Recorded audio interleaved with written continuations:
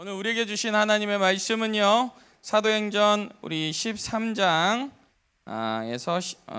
13절부터 한번 우리 읽어보도록 하겠습니다. 13절부터 24절까지의 말씀. 네, 다 찾으셨죠? 네, 저와 여러분이 합독하도록 하겠습니다. 함께 읽겠습니다. 시작.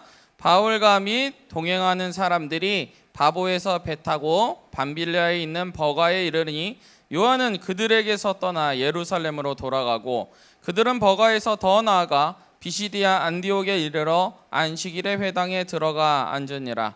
율법과 선지자의 글을 읽은 후에 회장장들이 사람들을 보내어 물어 이르되 형제들아, 만일 백성을 권할 말이 있거든 말하라 하니 바울이 일어나 손짓하여 말하되 이스라엘 사람들과 및 하나님을 경외하는 사람들아 들으라. 이 이스라엘 백성의 하나님이 우리 조상들을 택하시고 애굽 땅에서 나그네된 그 백성을 높여 큰 권능으로 인도하여 내사 광야에서 약 40년간 그들의 소행을 참으시고 가나안 땅 7족속을 멸하사 그 땅을 기업으로 주시기까지 약 450년간이라.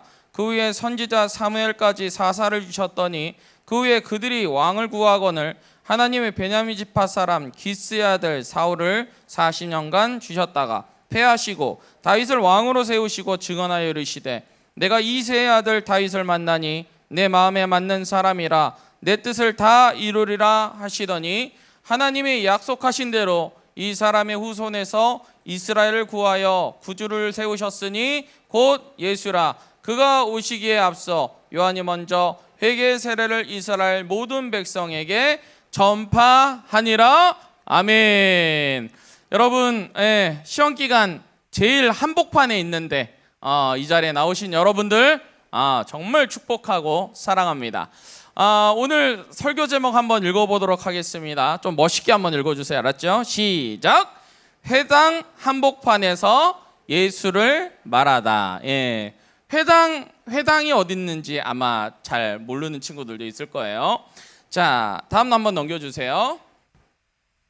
이거 되게 옛날 영화거든요, 여러분. 아마겟돈이라는 영화인데요. 혹시 본 사람, 학생들 중에 우리 선생님들은 손 한번 들어주세요. 보신 분, 아마겟돈. 브루스 윌리스.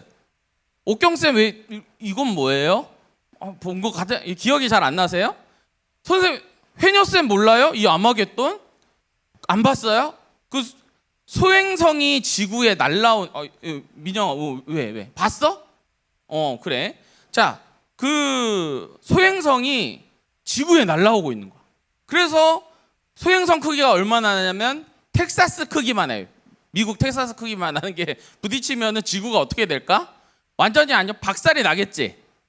인류가 이제 멸망당하는 상황이에요. 그래서 나사에 있는 진짜 똑똑한 사람들끼리 막 모여가지고 막 했어. 그래서 핵폭탄을 쏴버리재. 그랬는데 문제가 뭐냐면은 이제 날라오는 이 소행성의 핵폭탄을 이렇게 쏴버리고 겉에만 하면은 별 효과가 없다는 거예요. 그래서 어떤 나사 과학자가 뭐라 그러냐면은 만약에 여러분 그 어렸을 때 많이 콩알탄이나 이런 폭죽 갖고 많이 놀았어요? 응. 그걸 취해가지고 손등에다가 올려놓고 터트리면 어떻게 될까? 어떻게 될 것 같아? 손등만 화상을 입겠죠. 그런데 불 붙여놓고 취해놓고 이거를 딱 손으로 이렇게 잡고 있어. 그 안에서 터졌어. 그럼 어떻게 될까? 손이 터지겠죠. 그래서 소행성에다가 시추를 하는 거예요. 시추를 해서 깊이 파가지고 그 안에서 핵폭탄을 터트리자. 그래서 지구에서 가장 시추 전문가들, 그가 막 석유 파내는 그 시추 전문가를 찾아가지고 이제 그 비행선을 쏴가지고 그 안에서 터트리자. 이게 그거예요. 브루스 윌리스 혹시 아세요, 여러분? 식스센스 혹시 알아요? 됐어, 뭐. 옛날 분들이에요, 옛날 분들. 아무튼. 그런데 내가 이제 이 영화를 어렸을 때 봤을 때 너무 재밌게 봤거든요. 근데 꼭 오늘 성경을 내가 읽을 때 사도 바울이 이런 아마겟돈 영화에서 나오는 소행성 안에 핵폭탄 같이 터트리는 그걸 하는 거야. 이 그림을. 여러분이 이 그림을 그리면서 설교를 오늘 들어야 되는 거야. 알았죠? 다음 한번 넘겨주세요. 지금 사도 바울이 1차 선교 여행 중입니다. 사도행전 지금 13장은요. 그런데 열심히 이제 그 선교를 하다가 이제 이 타우루스 산맥이거든요. 전이에요. 여러분. 네, 넘기지 마세요. 제가 넘기라 그러면 넘기세요. 자, 이게 타우루스 산맥이라고 해가지고 이제 터키 쪽에 있는 거예요. 이거 어마무시하죠. 이 산맥을. 여기를 넘어서 이제 비시디아 안디오까지 이제 가야 되는 상황인데 지금 바울이랑 바나바랑 마가 요한이랑 해갖고 선교 일행들이 있는데 이 사람들이 여기를 이제 넘어가려고 그러니까는 웬만한 담력으로는 못 넘어가는 거예요. 넘어갈 때 도적을 만날 수도 있고 삼진승도 만날 수 있고 지금 이거 딱 봐요. 어때? 높아 보여? 낮아 보여? 겁나 높게 보여. 여러분 부흥산도 잘 못 타잖아. 여기 앞에 월출산 타본 사람. 월출산. 윤숙사님 월출산 많이 타보셨어요? 힘들어요 안 힘들어요? 월출산? 전혀 안 힘들어요. 그 이쪽에다 내가 물어보면 안 돼. 설교가 안 돼. 아니 그 우리가 산을 넘어가면 요런 데 넘어가려고 그러면은 그냥 넘어가 안 될 거잖아요. 그렇죠? 뭔가 준비를 철저하게 넘어가야 되는데 그래서 그 일행 중에 누구냐면은 마가 요한이라고 있어요. 바나바의 이제 사촌지간 정도. 친척되는 이 마가 요한이 쫄아불었어. 그래가지고 못 넘어가겠다고 자기는 다음 넘겨주세요. 못 넘어가겠다고 이제 막 난 돌아갈 거예요. 막 이런 거예요. 왜 그러냐면 마가 요한이 성경을 찾아보면은 여러분 마가의 다락방이라고 기억하세요? 그러니까 이 사람 금수저야 금수저. 잘 살았어. 그러니까 온실 속에 화초 속에서 살다가 바나바인 자기 삼촌 따라서 밖에 나와버렸는데 타우루스 산맥 넘어가자 그러니까는 돌아갔다라는 견해가 있고 또 하나는 뭐냐면은 이 견해예요. 한번 읽어봅시다. 13절 앞에 부분만 시작. 바울감이 동행하는 사람들이 바보에서 배 타고 밤빌라에 있는 버가에 이르니 해서 요가 그 마가 요한이 떠나버렸다 이 얘기잖아요 지금. 그런데 여러분 이 지금 하이라이트 친 내용이 뭐 그냥 나는 성경 읽을 때 그냥 읽고 말았는데요 라고 할 수 있는데 상당히 목사님 입장에서는 좀 크게 와닿았어. 왜 그러냐면 이 전까지만 해도요 바울은요 주인공이 아니었어요. 응? 주인공이 누구냐면은 바나바였어요. 가장 유명하고 인기 있고 누가 봐도 짱짱맨이 누구냐? 바나바였어요. 그런데 이제 사도 바울은 뭐냐면 생각을 해보세요. 예수 믿는 사람들 맨날 잡아다가 감옥에다가 가둬놨다가 어쩌다가 다메섹 가갖고 예수님 만나갖고 이제 다소나 이런 데서 자기가 아라비아 그쪽에서 쉽게 말해서 짱 박혀 있던 사람이야.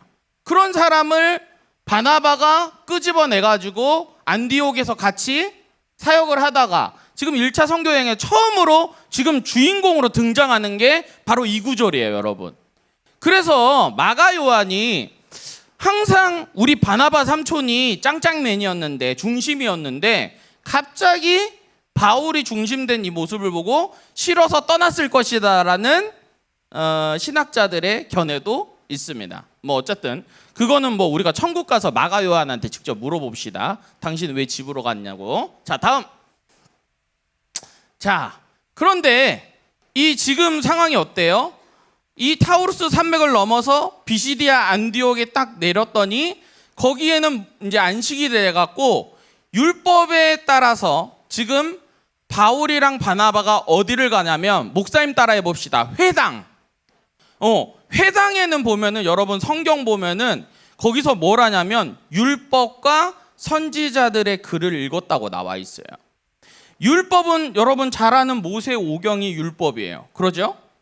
그러면은 선지자의 글은 이 선지자들이 이때까지 선지서 쓰면서 예언했던 말을 이 사람들이 모여 있는데 왜 이 회당이라는 걸 만들게 되냐면 생각해 보세요. 지금 여기는 우리나라니까 교회잖아요. 그죠? 그런데 필리핀이라든지 우리가 뭐 러시아라든지 이런 해외에 있어요. 만약에 우리가 해외에 있으면은 뭔가 모여야 되잖아요. 그렇죠? 우리가 각각 집에서 신앙생활하기 너무 힘드니까 유대인들도 이때 당시 어떻게 했냐? 모이려고 하니까는 그 회당을 조성을 해가지고 그곳에 모여갖고 율법과 선지자의 글들을 읽기 시작한 거예요. 자, 그러니까 그 회당 안에는 누가 있을까? 누가 모일까요? 여러분 생각을 하면서 듣고 있죠. 그 회당에는 예수 안 믿는 사람들이 모일까? 하나님 모르는 사람이 모일까? 아니면 하나님 잘 아는 사람이 모일까? 잘 아는 사람들이 모이는 거죠. 자, 그래서 이 회당장이라는 사람이 여기서 성경에 보면은 나오는데, 회당장이 나중에 바울이랑 바나바한테 혹시 우리한테 할 말 있으면은 한번 일어나서 한번 해주세요라고 해요. 여기서 나오는 회당장은, 여러분 회당장 될 수 있는 방법이 뭐냐면은 뭐가 많아야 되냐? 요게 많아야 됩니다. 왜 그럴까요? 회당을 만든 사람이거나 돈을 주고 기부를 했던 사람이거나 아니면은 쉽게 말해가지고 거기서 유지인 사람들이 주로 회장장이 돼요. 그러니까는 신앙도 좋고 돈도 좀 있는, 쉽게 말해 좀 장로님들 같은 분들이 회당장이 됐는데, 이 회당장이 바울에게 일어나가지고 얘기를 하라 그러니까 바울이 딱 16절부터 이제 하는데, 바울이 일어나서 손짓하며 말한다. 이게 뭐냐면, 이제 여러분들이 이제 할 때 우리가 손을 이렇게 하면서 여러분 이러면서 할 때 어때요? 예의 있게 보이죠. 마찬가지로 이제 호소를 하는 거예요. 자, 이스라엘 사람들과 및 하나님을 경외하는 사람들아 들으라라고 나와 있는데, 이스라엘 사람들은 유대인들이고 하나님을 경외하는 사람들이 누굴게요? 이거를 맞춰보세요, 여러분. 이스라엘 사람들과 및 하나님을 경외하는 사람이라고 나눠놨잖아요. 그러면은 도대체 이스라엘 사람들은 누구고 하나님을 경외하는 사람들은 누구예요? 아는 사람 손. 문상 10,000원. 문상이 아니고 저 신세계 상품권 목사님 책상에 있어. 바로 줄게. 찍어 그냥. 민영이, 야 너 제모 제대로 했다 요거. 뭐야? 제사장? 안타깝게 아니야. 옆에 놈이 그렇게 거짓 정보를 흘렸어? 선생님이시구나. 죄송해요. 선생님이시구나. 성령쌤, 죄송해요. 너는 뭐 이거 숙이고 있길래. 주아. 찍어.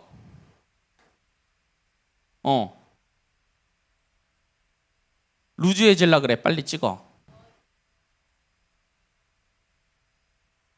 그러니까 이스라엘 사람 아닌 사람들이에요. 누굴까요? 그러면 이방인들이에요. 이방인들. 그러니까는 이방인들에게 하나님을 경외하는 사람들이라고 지칭하고 있어요. 다음 넘겨주세요.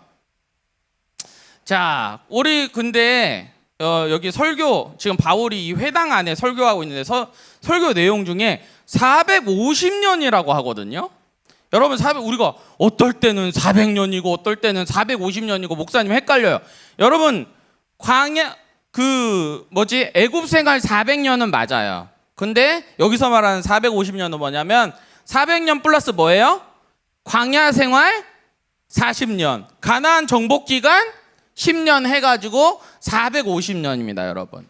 그래서 이 450년 동안 하나님께서 여러분들 이끄신 거 기억하세요? 그리고 또 설교 내용에 뭐가 있냐면, 그러고 나서 너희들을 그렇게 왕달라 해가지고 기스의 아들 누구? 키 큰 사람 1대 왕 누구? 사울을 세웠잖아요. 무려 몇 년 동안? 40년 동안. 그런데 결국에는 그 사람은 하나님 마음에 차지 않는 사람이기 때문에 폐위되고, 그 다음에 누가 세워져요? 2대 왕인 다윗이 세워지면서 이 다윗에 대해서 집중 조명을 시작하는 거예요. 이 설교문에 가장 중요한 인물 중에 한 명이 누구냐면 이 다윗이에요. 왜 그러냐면 여러분 보세요. 사무엘하 7장에 보면은 다윗이 이 자기의 왕궁을 지어놓고 으리으리한 집을 지어놓고 이렇게 앉아 있었는데, 생각해 보니까 하나님의 집은 없는 거예요. 하나님의 언약궤는 천막 밑에 있는 거예요. 그러니까 다윗이 마음이 어떠냐면은 너무 아픈 거예요. 하나님, 내가 아무래도 하나님의 집을 지어드려야겠습니다 해가지고 나단 선지자가 오길래, 선지자님 제가 하나님의 집을 짓고 싶습니다 하니까는 처음에 나단 선지자가 옳았구나, 아주 좋은 생각입니다 하고 하나님한테 내가 물어보겠습니다 해갖고 갔어요. 그런데 나단 선지자가 돌아왔는데 표정이 어땠을까? 별로 좋지 않았어요. 그래서 다윗한테 이렇게 얘기했습니다. 왕이시여, 지금 하나님께서는 당신 때 성전 짓기를 원치 않습니다. 아들 때 짓기를 원합니다. 했을 때 다윗이 이것에 대해서 순종을 하는 거예요. 여러분, 이거 순종 아무것도 아닌 것 같죠? 아니에요. 왜? 그때 당시 왕들은 돈 있고 권력 있고 힘 있으면 뭐부터 해보냐? 건물부터 올려버려. 뭐 물론 지금도 그런 것 같아. 그렇지? 뭔가 건물부터 올려버리잖아요. 이집트는 뭐부터 올릴까? 에? 뭐부터 올려? 이집트 세계에서 안 배워? 피라미드. 그러지? 그 앞에다가 고양이 뭐요? 스핑크스 이런 거 세워버리잖아요. 그렇죠? 세계 어디 가나 잉카 문명이나 어디야? 저 중국이나 이런 데 다 보잖아요. 피라미드 같은 거 다 있어요. 단을 막 엄청 해갖고, 아니면 왕궁을 어마어마하게 지어놓고 그러죠. 그거는 다윗 입장에서는 자기 때 뭔가 의리의리한 거를 짓고 싶지만은 순종을 해요. 순종해서 하나님 알겠습니다, 그 말에 순종하겠습니다라고 했을 때 하나님께서 다윗이 너무나도 이뻐 보여가지고 다윗에게 복을 주시기로 작정하십니다. 그 복이 바로 하나님과 다윗의 약속인 소금 언약이에요. 다음 넘겨주세요. 네, 한번 읽어봅시다. 이 소금 언약의 내용을. 자, 큰 소리로 졸리니까 시작.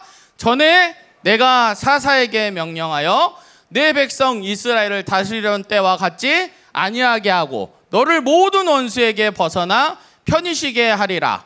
여호와가 또 내게 이르노니 여호와가 너를 위하여 뭐를 지어요? 집을 짓고 내 수완이 차서 내 조상들과 함께 누울 때 내가 내 몸에서 내 씨를 내 뒤에서 세워 그의 나라를 견고하게 하리라. 16절 시작. 내 집과 내 나라가 내 앞에서 영원히 보존되고 내 왕위가 영원히 견고하리라 하셨다 하라. 이게 뭐냐면은 다윗, 너 후대에 나오는 왕들도 내가 왕조를 바꾸지 않고 든든하게 해줄 거야. 그게 언제까지? 영원히. 그래갖고 실제로 유대의 역사, 북이스라엘 역사를 나눠서 보면은 북이스라엘은 맨날 시므리 왕조, 오므리 왕조, 아합 왕조 하면서 맨날 피의 전쟁이야. 그 왕위를 다툼하려고. 아시죠? 막 한 달도 안 돼갖고 막 왕이 갈아치워지고 막 이래요. 그런데 유다 왕국은 어때요? 다윗의 씨로 시드기야까지 가요. 그래서 시드기야가 바벨론에 의해서 멸망당하잖아요. 그렇죠? 자, 그래서 왕권이 끝난 것처럼 보여. 그러면은 여러분들이 생각할 때 그러면 목사님 좀 이게 하나님 약속이 좀 틀리지 않아요? 언제까지? 영원히 왕위를 보존하시겠다고 하셨는데 왜 시드기야 때 끝났죠? 여러분, 그게 아닙니다. 다윗의 씨를 통해서, 족보를 통해서 오신 왕이 계십니다. 그게 누구십니까? 예수 그리스도. 맞아요. 그분이 오시기로 하셨기 때문에 이 땅 가운데 오셨고, 그분을 통해서 이 땅 가운데 하나님 나라가 임하게 됐고, 또한 그분을 통해서 재림하실 때 이 영원한 왕권이 우리를 통치하신다는 거 여러분 믿으십니까? 아멘.